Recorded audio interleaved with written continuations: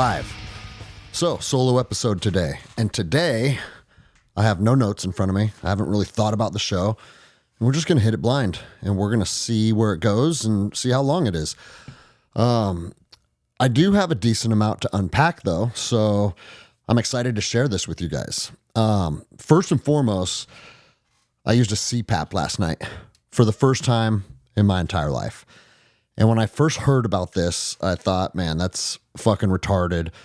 I'm a healthy person. I'm pretty lean. I don't drink alcohol. Why would I need one of these machines for fat, obese, sick people? And then I started hearing about more and more of my friends that are like, bro, CPAP will change your life. And so what did I do? I had a sleep study conducted. And, it's no secret to you guys. I have massive insomnia problems. I am up all the time. And to tell you the truth, I have thought for periods of time that my insomnia is more a result of what's going on between my ears as opposed to my physical body. And so, I get up. I don't typically have a problem falling asleep at, 11 o'clock or so. We go to bed a little late because I close the gym at 8:30, come home, eat, hang out with Jenny.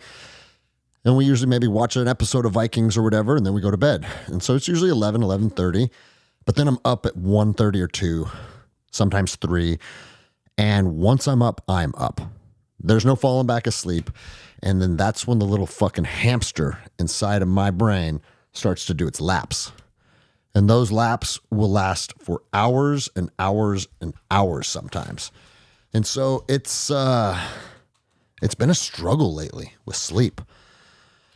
But again, I didn't think that there was something that I could physically change. So I just kind of endured. The other side of that is I cut out marijuana, and I'm starting to realize that that was probably a mistake because marijuana really, really helps me sleep. We'll go into that next, though. And so I reached out to the VA. That's one of the benefits of being a veteran is you can have all kinds of different studies and doctor's appointments and whatnot made for you for free, and said, hey, I'm experiencing these symptoms of insomnia. And they said, roger that, sent me a at-home sleep study. And it has like a device that clips onto your chest, oxygen monitor that goes onto one of your fingers. And what it does is it actually connects to an app you download on your phone, and you just wear it one night and it assesses your sleep. Man, that sleep study literally diagnosed me with insomnia. I was having, I think it was something like 17 episodes an hour, but most importantly, my oxygen saturation while I sleep was 90%. And I don't know what optimal is. I would assume 100% would be optimal. But what I did read is that if it drops to 88%, that is supposed to be the benchmark of where it becomes dangerously low. And so I thought, fuck, man, 90%. That feels like a problem. If 88 is like a medical emergency, 90 is not too far off.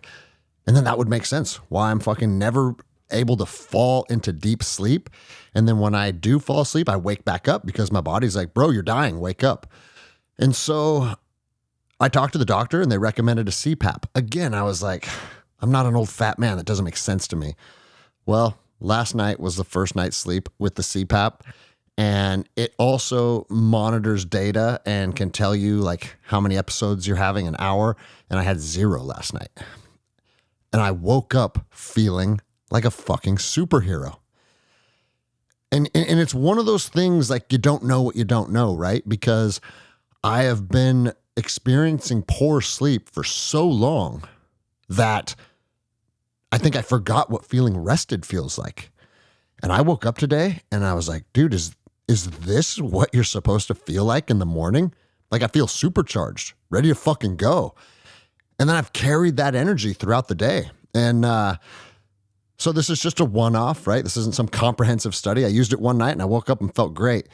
But if this is repeatable, man, I am fucking excited for adding a CPAP into my nightly routine. Now, Jenny's not the biggest fan of it. She says they're not the most attractive thing. But here's the deal, guys. If I am a higher performer and I am better all around because of it, fucking she's all in. The other thing is the one the VA gave me, is completely silent. There's no whir or any buzz or anything.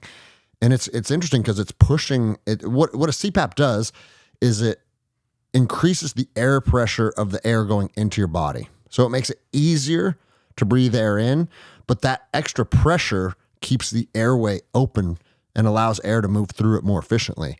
And so, yeah, I know I look like a fucking old AIDS patient or something, all fucking strapped up. My mouth is taped shut with mouth tape. And then I got this monstrosity strapped around my head. Fuck, bro. If that's what it takes to feel fucking like this in the morning, I am all in. And so, and an interesting thing is I just went to a veterans retreat last week, which we're going to go into next. And my roommate was using one. And he was ripped and he was in shape and he was a stud. And I was kind of like, man, he doesn't seem like a typical CPAP user. And then when I got home, mine was there and I was ready to give mine a try. And so, yeah, I mean, what's our show about? Our show is about honing yourself and whittling off everything that you can until you find the best program to optimize yourself. And that might be part of it. The other side of it is maybe I use this for a while and it kind of trains me to sleep properly again. And it's not a life sentence, but a tool to get better and become someone that can optimize sleep. So let's go into the veterans retreat. One thing that I want to talk about in regards to seeking any type of mental health work or things that help us on an emotional level, we have to understand that your mental health and your emotional well-being, there isn't an arrival point. All right. It's not like, hey, you know what? I defeated depression. I defeated suicidal ideations. And on fucking January 27th, 2025, I am now in good mental health and I'm good to go. I know when we're riding a high and things are good, sometimes it feels like that. Man, I'll never go back there. I'll never feel the way that I felt before. And to tell you the truth, guys, I do believe that about myself. I don't think I will find myself ever looking down the barrel of a Glock 19 again. I just don't. I have also had friends tell me that who have since killed themselves as well. And so there is not an arrival point of success with your mental health. And the reason that I bring this up is because it is no secret to you guys. I had a rough couple months emotionally. I wouldn't call it like depression or like I was as lacking purpose or being someone that was struggling, no longer being a soldier, like those type of things that we talk about. This was simply a traumatic experience within my family where we had some problems with each other and they weren't able to be sorted out and we kind of went our separate ways. That is not the same thing. I think that is simply the peaks and valleys of life, this roller coaster that we're on. So just because you get over your PTS that you obtained from years of combat or lack of purpose or the struggles that you had shifting from soldier to civilian, just because you defeat those dragons, that doesn't mean that life's not going to throw more at you. And so we just have to understand we are on this journey and there's going to be ups and downs. I think it's important to discuss this because I posted a picture and said, hey, you know what? I'll just fucking read it to you guys real quick because it was on Instagram. And, the post didn't go into any like specific details.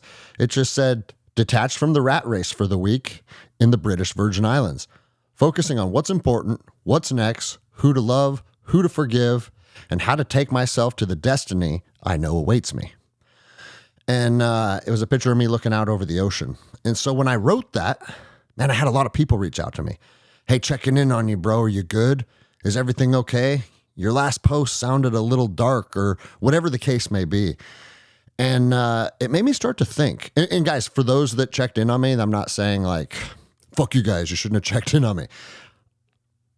sometimes check-ins can get annoying. I've told you guys that before, full transparency.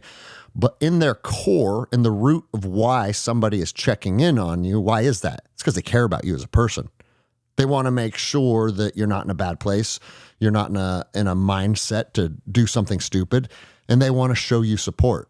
So even though sometimes check-ins feel annoying, and guys, trust me, I've had them where it's like all my friends are reaching out, and it's because of a post or because this person told them this or that person told them that. And it's like, fuck, guys, I'm fine. Leave me alone. That's more my problem to deal with than theirs, right? Me being annoyed is because I don't feel like talking about it, or I don't feel like being vulnerable at that moment. But always maintain the understanding that those people are reaching out to you because they want to make sure that you're okay, and they want to express their support and their friendship to you. But it made me think about something, because in their expressions of concern, it made me realize that, you know what, dude? If I look at that post, I simply said like, hey, I'm focusing on who to love and who to forgive, and I'm just doing some work on myself. That's it. I'm not looking down the barrel of my Glock. I'm not screaming like the sky is falling and doomsday is around the corner. I was simply saying, hey, like I'm doing some work on myself. I'm detaching from what we regularly do, the rat race that we're regularly a part of, and I'm going to focus on me for the week. And just saying that concerned people. And if focusing on you concerns people, I think that means we still have work to do on normalizing mental health and how do I phrase this? Mental health and the ability to continuously work on our mental health. Because guys, listen, everybody can understand this from a physical fitness standpoint. If I wouldn't start to get on the treadmill until I was 25 pounds overweight, and it's like, oh, hey, I looked at myself in the mirror today and I have a gut. I see no definition in my body. I hopped on the scales. I'm 25 pounds heavier. Fuck, man, it's time to get on the Stairmaster. Or it's time to hit a run.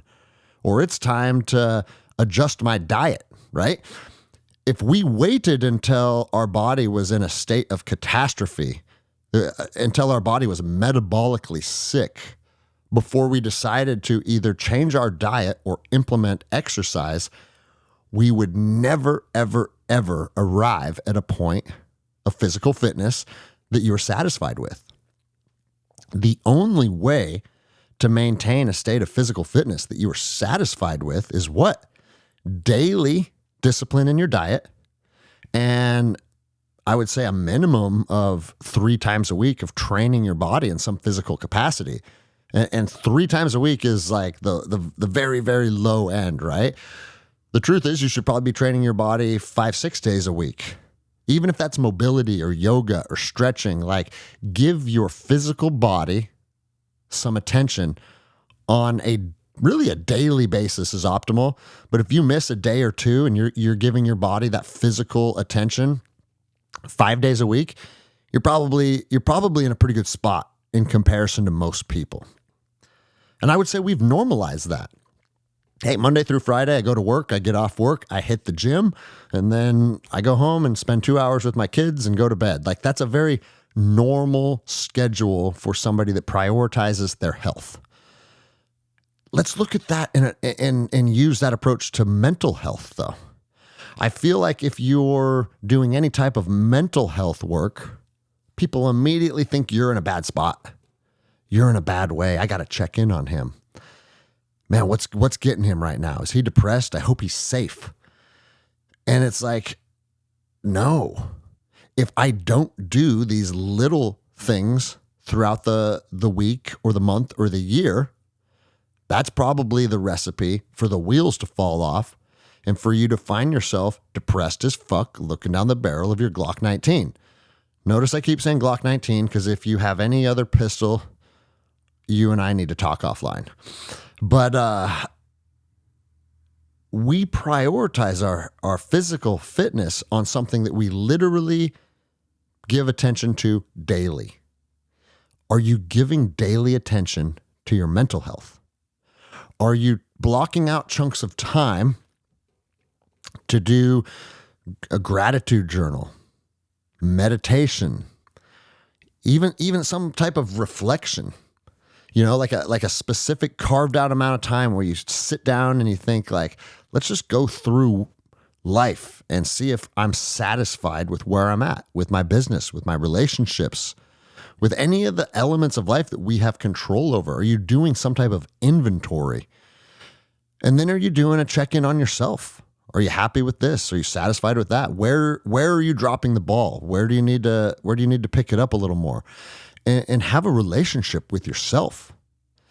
In addition to those exercises that you can do and have the autonomy to do wherever, whenever by yourself, are you doing the things to serve your mental health, such as prioritizing camaraderie? Like, hey, once a week, I need to get together with the guys. I'm doing it tomorrow night. We're having a bonfire out at my beach after practice. And there's a handful of us that are just going to go out there and talk life, probably bang on some drums and just be present with people I care about. That is one of the biggest keys to prioritizing your mental health. What activities have you found help you stay balanced between the ears? Is it jiu-jitsu? It's definitely jiu-jitsu for me. It's a big part of maintaining my mental health. But what is yours? Is it walking your dog? Is it walking with your spouse? Is it climbing a mountain? Is it scuba diving? Like, what for you do you get to detach from whatever you need to detach from and give the attention to either yourself or the people that you think are valuable to give attention to? And for me, going down to the British Virgin Islands for a week really helped solidify taking a block of time for me. Taking a block of time and prioritizing what I want to focus on and what I want to think about and what I want to give energy to. And I think it's important to let you guys know that when I was invited to go down there, because this program is invite only.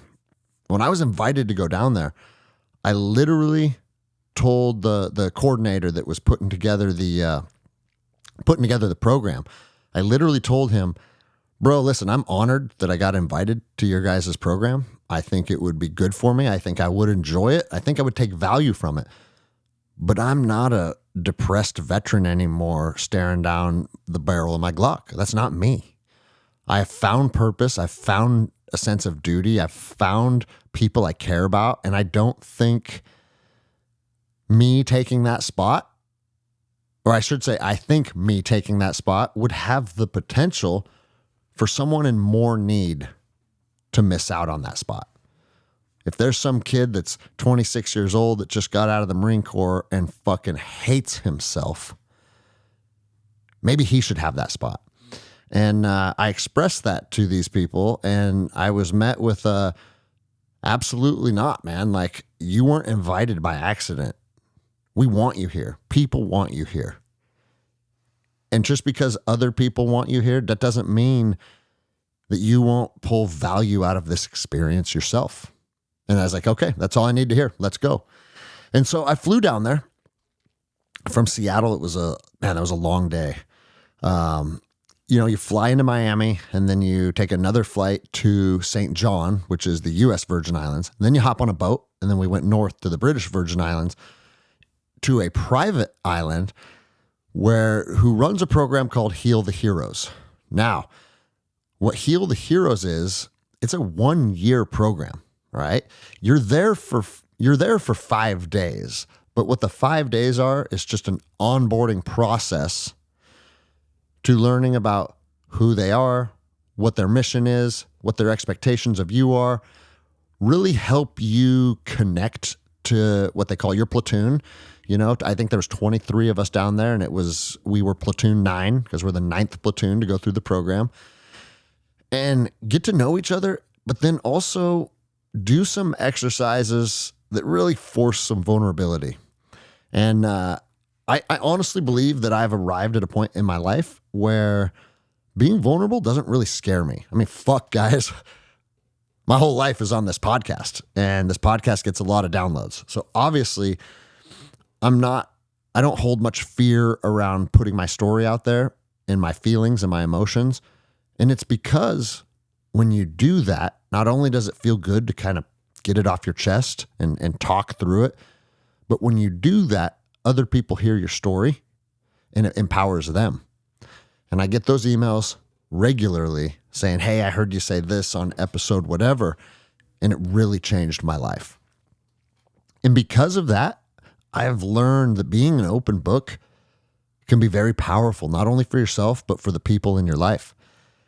And so for me, that wasn't something I felt was really difficult to lean into or overcome, but it was very apparent that some of the men there, man, they didn't want to say shit. They weren't comfortable. They held shame and guilt around certain situations. You know, some of the guys, and they were all, it's all for veterans and first responders. So a lot of the guys there had been to combat, you know, watched their best friend get killed and how did he die and I didn't? And those type of things that haunt a lot of young men trying to process the traumas of war or the traumas of being a first responder. And it was just a really cool week to be able to share it with these men and hear their stories. And guys, there was a wide spectrum where it's like special operations guys with tons of combat. And then there were some guys, there was one guy who was a Green Beret that never had a combat deployment, not one, did a whole career. And you want to know what's interesting about that? One of his things that eats away at him was that I never got the call. Like he always transferred from one unit to a next, or he was in a school. And we all know those guys. We all know those guys that they were there the whole time. They were doing the right thing. They were trying as hard as they could, and they never got a ticket to the big show.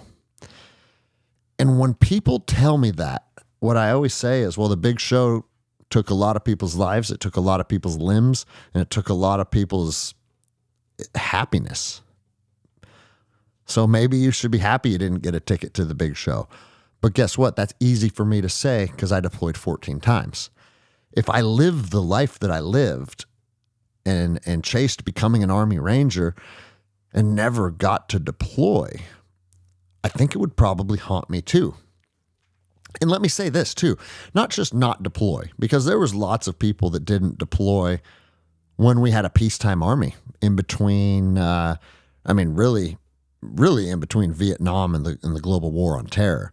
Sure, we had Desert Storm, and we had Somalia and Grenada and Panama. There was little ticks here and there, but overall, there wasn't really sustained war. So for that block of time, the majority of soldiers didn't experience real world combat. And the Army was as strong as ever. Don't get me wrong. A lot of lessons learned in blood make your unit stronger, no doubt.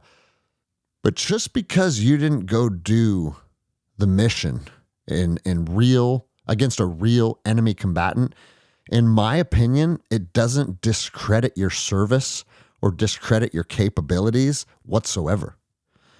You were there, you were willing, and had you got the call, you would have performed. And let me tell you this too, guys, because there was something that I used to think about myself. And it was, man, when the bullets are flying, am I gonna conduct myself in a way I'm proud of?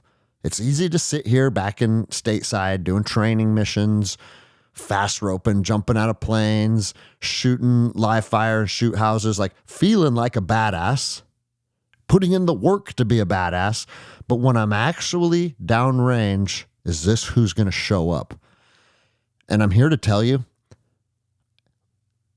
I literally can think of one person from 10 years of living that life. I can think of one person that was like, fuck, man, this ain't for me, dude. This ain't for me, and I want to get out of it.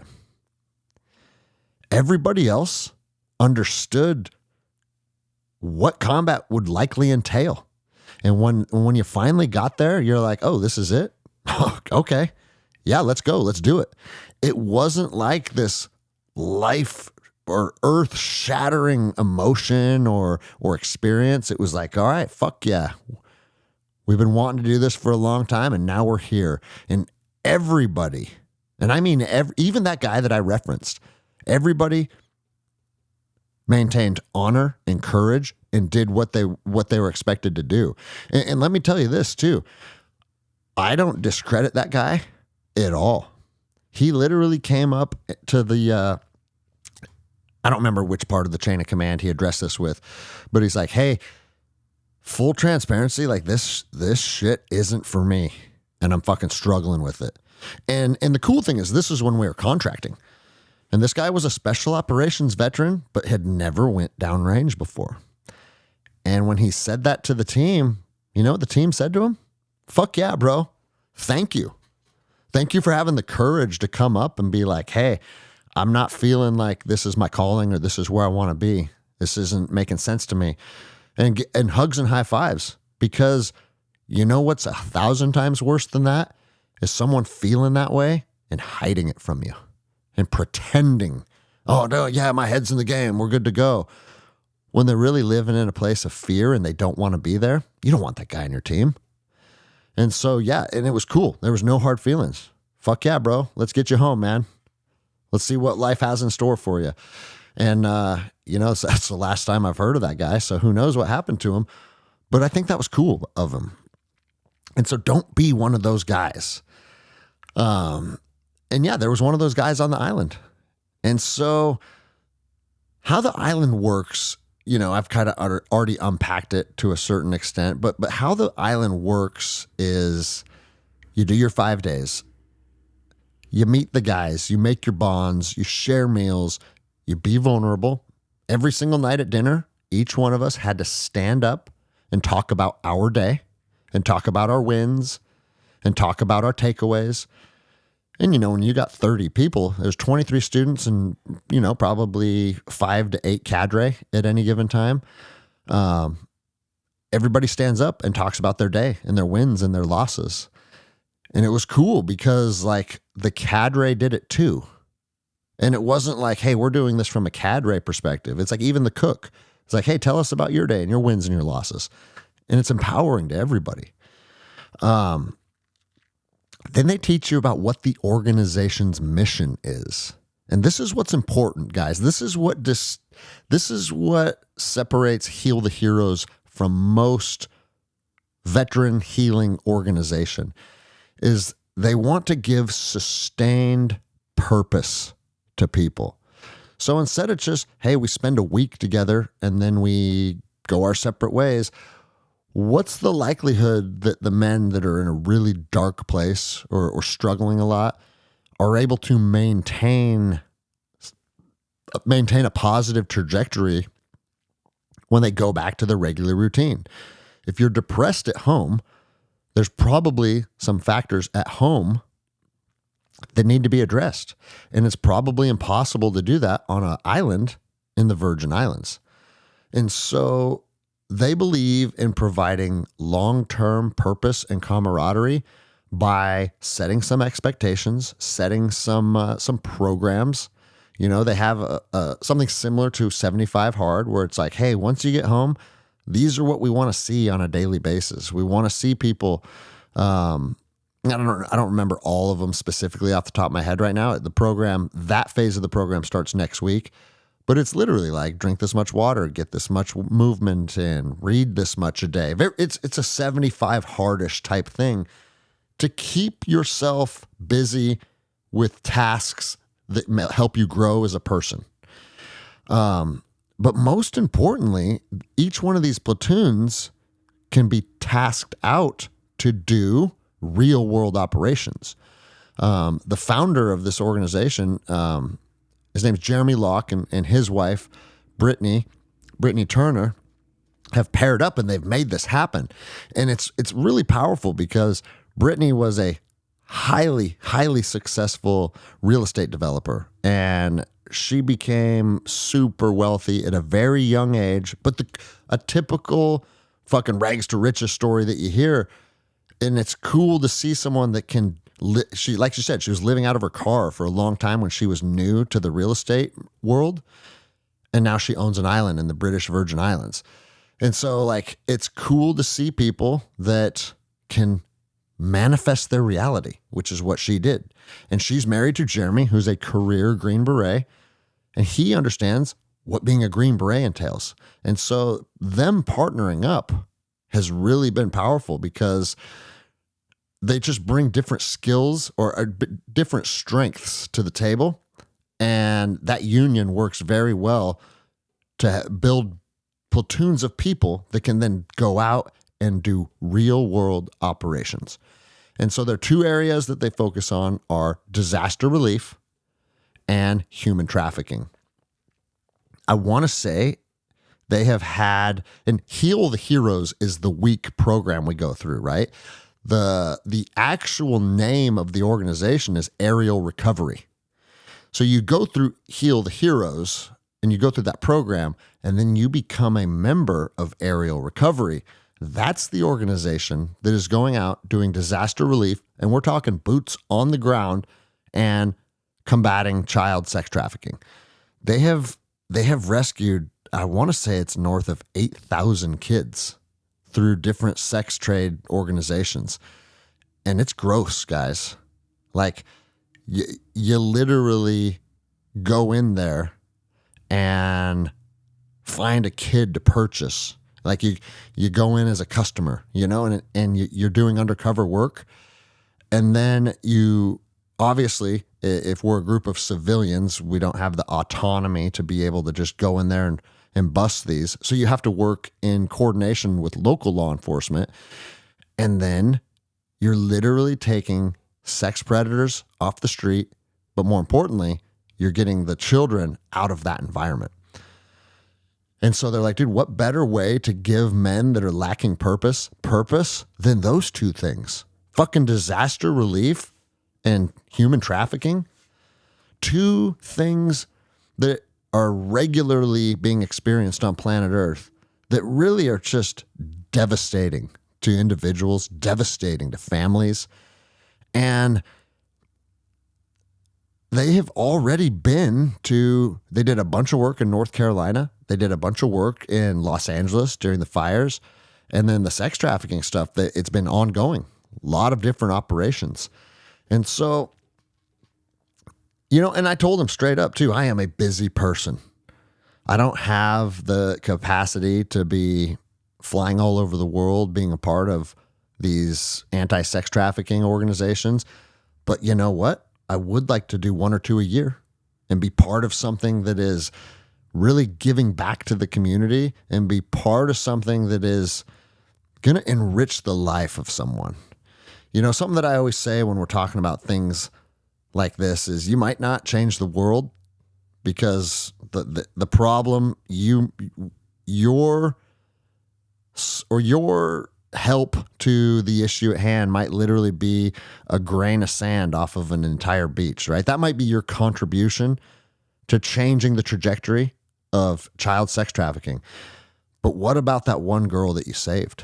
Ask her if your contribution made a difference. Ask her if she's grateful that you decided to do that one mission a year or whatever it is, right? And I think that's an important perspective to hold because, man, that's fucking... If everybody would think about helping one person, a lot of people are going to get helped, right? And so, yeah, I am excited for that. I'm excited to see what that entails and be a part of that, even if it is in a relatively small manner. I don't think there is a lot more to unpack on that because not only do I not want to just give all the details of their programs away because I don't know if that's something that they're comfortable with, but for the men that are going to go through that in the future, I think it's better just to go in and feel it, be part of it, immerse yourself in it. And isn't that the case with anything? Isn't that how it should be? And just allow yourself to be present. Don't have a bunch of fears or expectations around it and just go in there and do that. And I think that is what you're going to find is most beneficial. So yes, I wanted to thank them for allowing me to come out giving me that invite. And I have no doubt that good things are going to come from this relationship. So look at that, guys, 35 minutes. I think that is the shortest episode we have ever recorded on the Endless Endeavor. But I've been gone. I've been really busy. The book is moving into publishing in the next week or so, I'd say. Editing, I'm going to get an editor. I'm going to get an agent, which I just had a call this morning with Chad Robichaud teaching me the ins and outs of releasing a book and the different ways in which you can do that and the pros and cons. And I have landed on hiring people to publish it. And that way I'm working with a team as opposed to being a self-publisher. It's a little more expensive. I make a little less money, but the book has a bigger reach and they help you have a broader audience. And so pros and cons, right? But I'm excited for that. I think that is going to be a very, very massive accomplishment because it's something I've been thinking about for a long time. And to be able to walk into Barnes and Noble and see my book on the shelf is going to be, it's going to be fucking unbelievable is what it's going to be.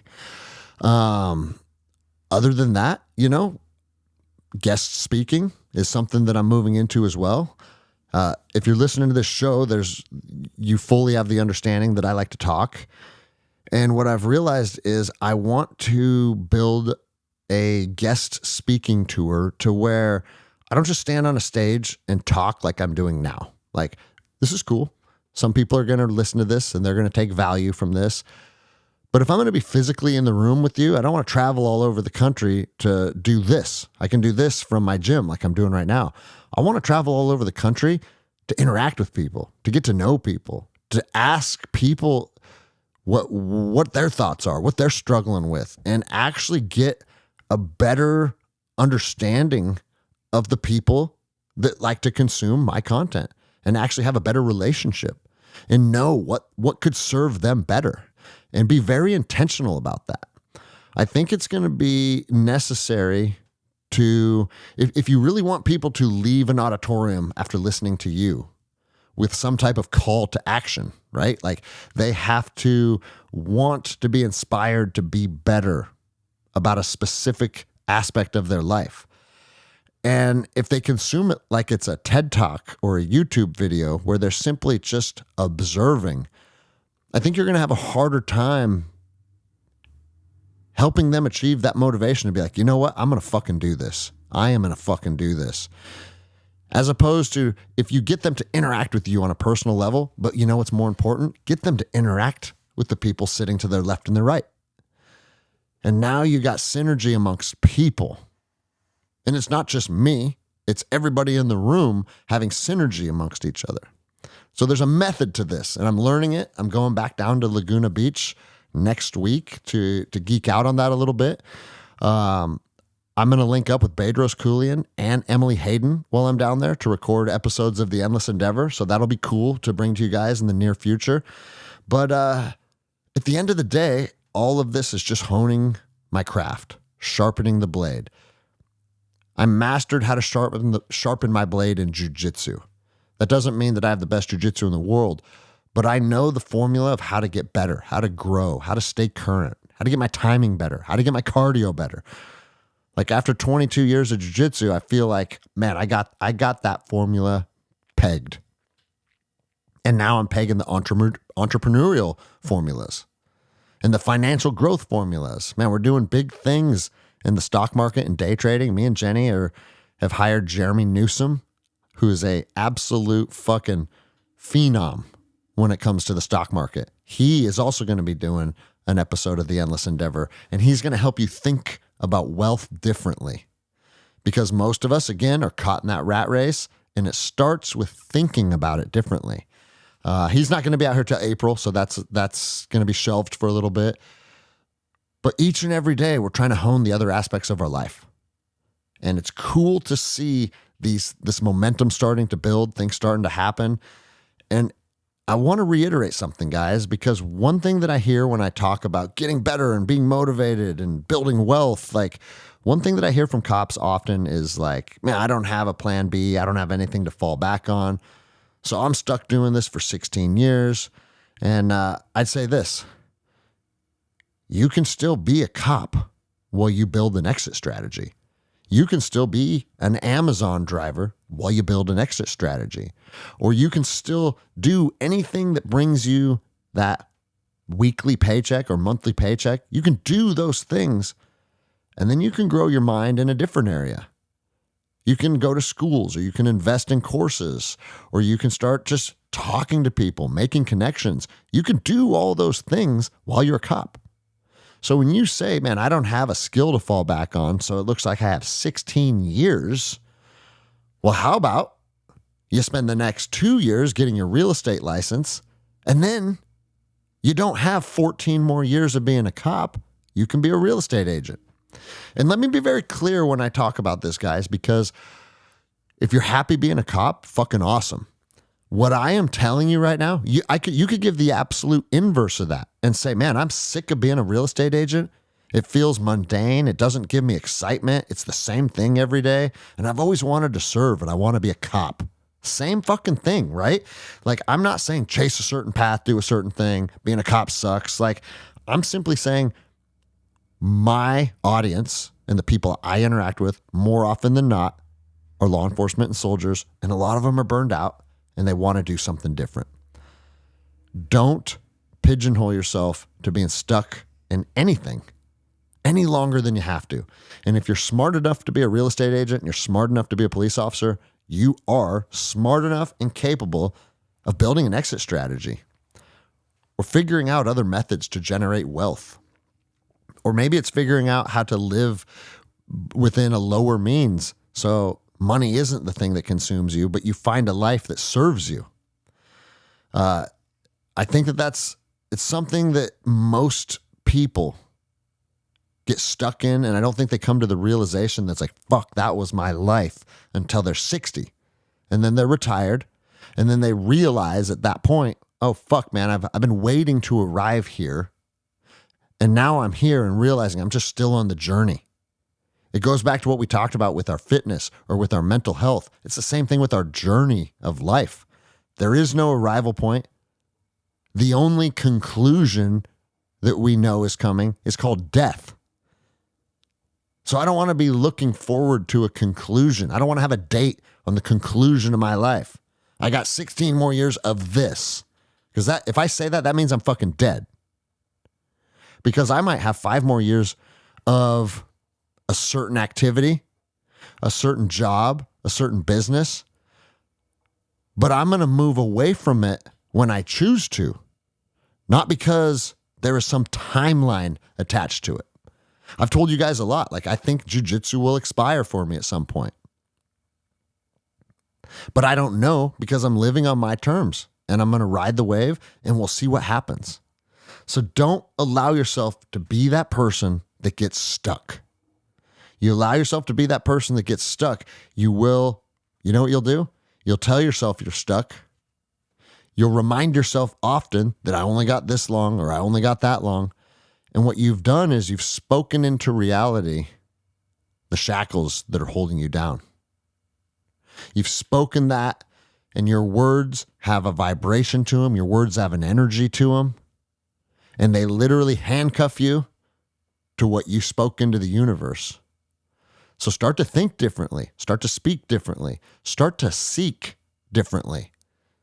You know, Jeremy Newsom's going to speak at my gym, and he wants people to think about wealth differently because that's what it starts with. It literally starts with your thoughts. So just like everything, guys, it's an endless endeavor. We didn't arrive at that title by accident. Your health, your mental health, your physical fitness, your jiu-jitsu, your wealth. It's an endless endeavor with no arrival points. So thanks for listening, guys. Short episode today. I appreciate you, and we will see you next week.